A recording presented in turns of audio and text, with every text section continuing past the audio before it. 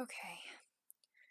On a peaceful summer day in the city of Grithny, people are calmly going about their days.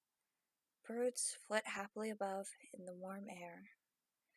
Walking through the street is Joffin. That is you. Now, Joffin is a tall, slender elf with fiery red hair. She just so happens to be one of the city guard, which you wouldn't really expect for someone like Joffin, who seems to be into books or, nature, but no, she chose her career path, and that's who she is. So, currently, you are walking through the streets of Grethny, happy, calmly, and you wave hi to the people in the city. You see Gerald, the baker, who you're very familiar with, as you always go every week, once a week, to get some bread. Then you see Arden, the jewelry maker. You always thought Arden was nice, but, a little too nice, so you did your best to avoid him. And you also come across Malaya, the flower shop owner. She's just a sweet lady with a steadily growing family. She's quite nice. As you are walking down these very pleasant streets, you somehow notice something. A quick flash of dark out of the corner of your eye. You turn, but you don't really see anything. You chuckle to yourself. Oh, my mind must be playing tricks on me. And you continue to walk down the street. Though, as you keep going, you keep getting these flashes of dark at the edge of your vision. You can't quite see what it is, and you really want to investigate it, but there isn't really anything you can do about it. Everybody and everything around you seems to be normal. So you figure, well, I guess I just must be having a rough day. You make your way down the streets to the bar. You plan on meeting your friend John there. John he's normal. He's a human man with dark brown hair. He's nothing particularly special. You just met him one day when you went to get some vegetables, and he was working there, so, I suppose you guys got talking, and he just became your friend suddenly. You don't really mind. You don't really have that much time for friends, but with John, he's cool enough, so you hang out with him. As you approach, you see kind of like a medium-sized building. It's got a red brick exterior and some wood paneling on the sides. There's a dark brown door, really dark, and above the door, on a sign, hangs the name of the tavern, the Golden Goat. You don't know why they called it that, but, it's a decent place. And, there were so many other places in the city. This was just the first place you guys thought of going to when, it kind of stuck. So, you enter, not really cautiously, but, calmly enough. You don't just jump in there.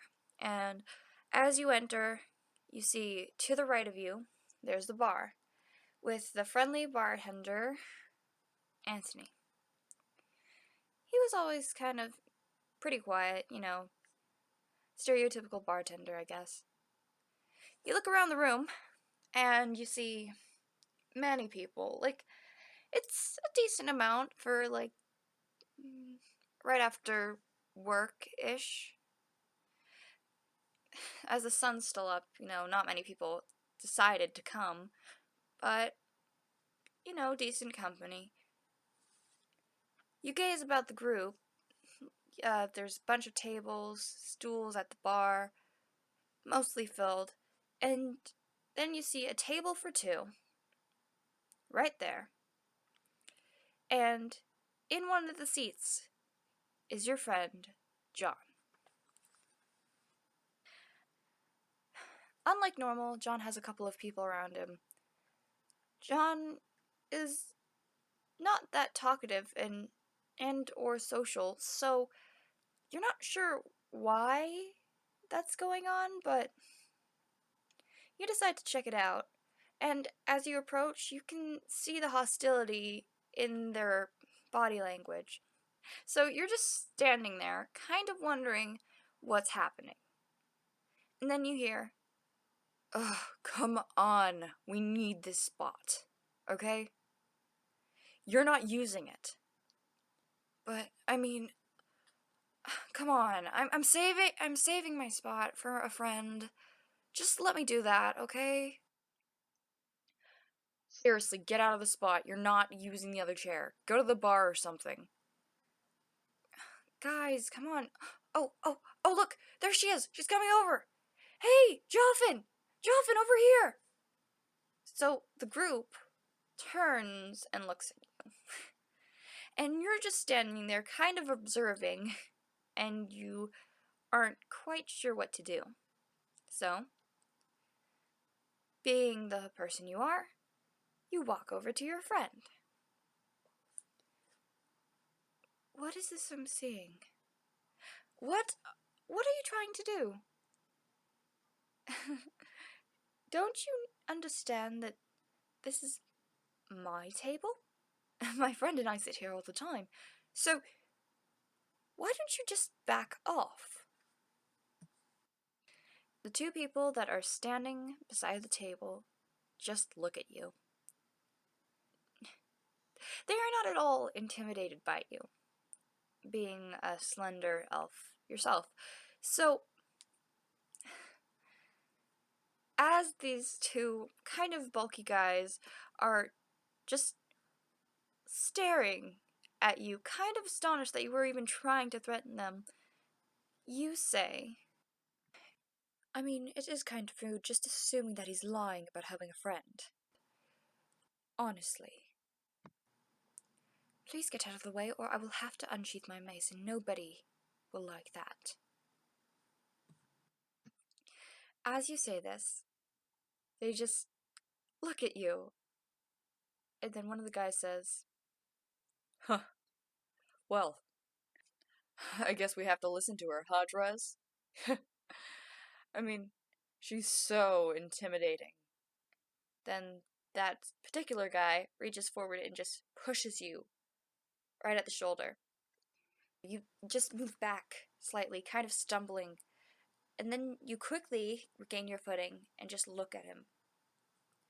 "Oh, look, she thinks she's so tough. Give us the spot. Go sit at the bar."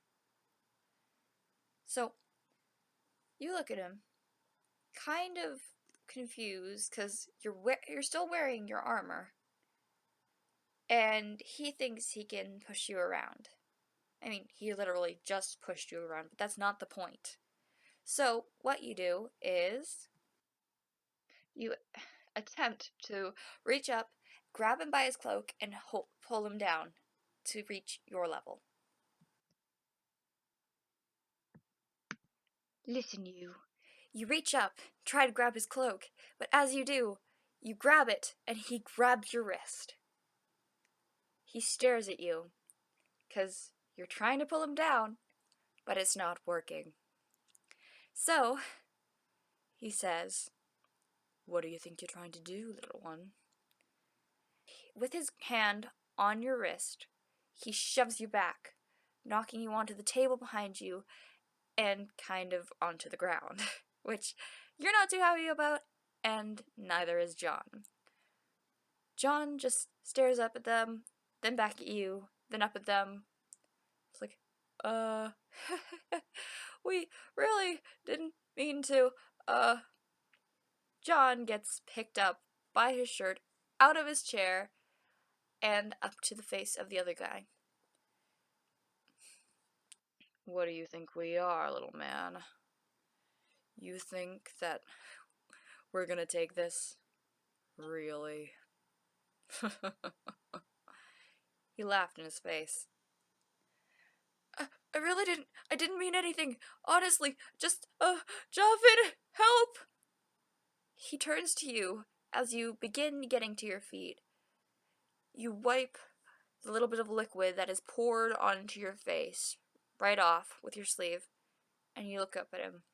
You look up at the two men, and with your hand pressed on the table, you say, "All right, men. This is not where I wanted this to go, but apparently this is how it's going to be." And with that, you pull out your mace, holding it in your right hand. You stare daggers at them, standing at the ready.